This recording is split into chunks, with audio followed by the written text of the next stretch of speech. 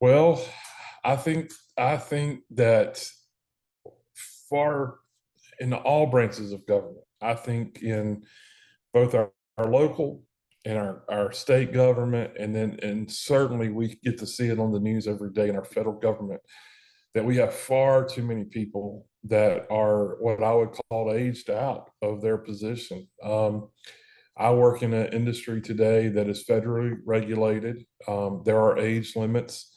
If you're a pilot, there's a mandatory retirement age. If you're an air traffic controller, there's a mandatory retirement age.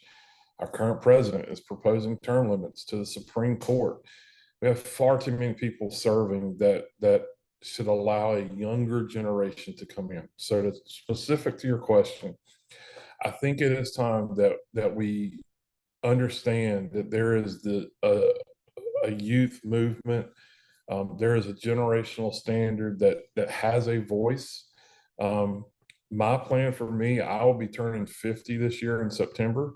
If I'm elected, I plan to have a limited scope of how long I plan to serve. I don't plan to be there till I'm 80 years old. So I'd like to come in, hopefully bring some resolution to what I see as some problems for the state of North Carolina. And once I've done that, I'd like to hand the baton off to our younger generation.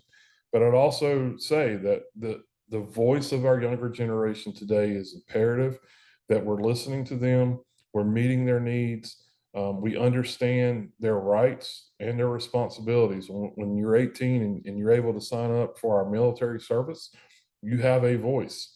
And then even prior to that, before you're getting to that stage, you still have a voice that's important to the laws that are being created in our state. And so I would highly encourage all of our youth to reach out to anyone that's open for election in this cycle, and make sure that you state needs that are important to you so they can be addressed, and stay engaged with that, not just in the election cycle, but stay engaged with that process for the next 2 years until the next election cycle, and make sure that your voice is being heard.